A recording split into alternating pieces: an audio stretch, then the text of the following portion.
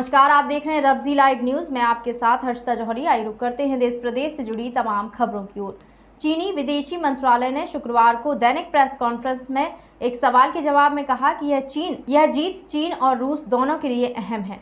चीनी विदेश मंत्री वांग यी ने कहा कि एक बार फिर से कुछ लोग इतिहास को भुला देने में लगे हुए हैं, लेकिन चीन ऐसा नहीं होने देगा। जब भी जापान और चीन के दुश्मनी भरे रिश्ते और इतिहास की बात होती है तो 1937 में दिसंबर में चीनी शहर नानजिंग में शुरू हुए कत्लेआम को जरूर याद किया जाता है।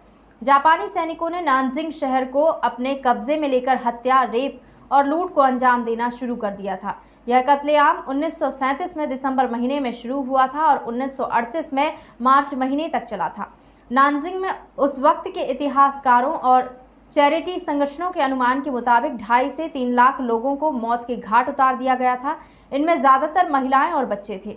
बड़ी संख्या में महिलाओं से रेप भी हुआ था। हालांकि जापान के ज्यादातर इतिहासकार इस पैमाने पर कत्लेआम होने से इनकार करते हैं। वे रेप और हत्या की बात को तो स्वीकार करते हैं, लेकिन बड़ी तादाद से इनकार करते हैं। साथ ही यह भी कहते हैं कि ये सारी चीजें युद्ध के दौरान हुई थी।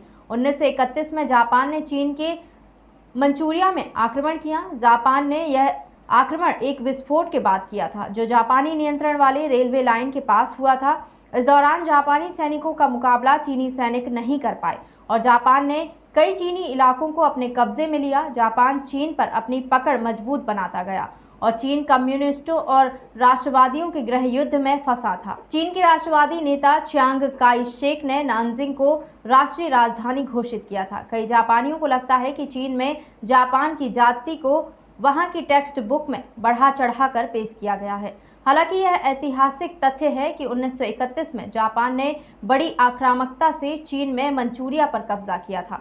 इसके परिणाम स्वरूप 1937 में एक व्यापक युद्ध की शुरुआत हुई और लाखों चीनियों की मौत के बाद 1945 में दूसरे विश्व युद्ध के अवसान के साथ इसका अंत हुआ। दूसरे विश्व युद्ध में पूर्वी एशिया जंग का मैदान बना हुआ था। इस इलाके में राष्ट्रीय अस्मिता को केंद्र में लाने में दूसरे विश्व युद्ध की बड़ी भूमिका रही। चीन आज की तारीख में आर्थिक और सैन्य शक्ति में काफी आगे निकल चुका है, लेकिन इस नफरत में उसके अतीत की भी खासी भूमिका रही। चीन ने अपने अपमानजनक इतिहास को वहां की पाठ्य पुस्तकों का हिस्सा बनाया और आने वाली पीढ़ी को बताया कि उनके मुल्क को कितना अपमान सहना पड़ा। चीन ने 2014 में नानजिंग में मारे गए लोगों की याद में हर साल 13 दिसंबर छुट्टी रखने की घोषणा की थी। चीन जापान से नानजिंग नरसंहार के लिए माफी की मांग भी कर चुका है। चीन ने कहा था कि शिंजो आबे को नानजिंग स्मृति भवन में आकर माफी मांगनी चाहिए। जब यूनेस्को ने नानजिंग नरसंहार से जुड़े दस्तावेजों को विश्व रिकॉर्ड के तौर पर सहेजने का फैसला लिया तो जापान ने कड़ी आपत्ति जताई थी। फिलहाल के लिए इतना ही। खबरों का सिलसिला लगातार जारी है। आप बने रहें रब्जी लाइव न्यूज के साथ। नमस्कार।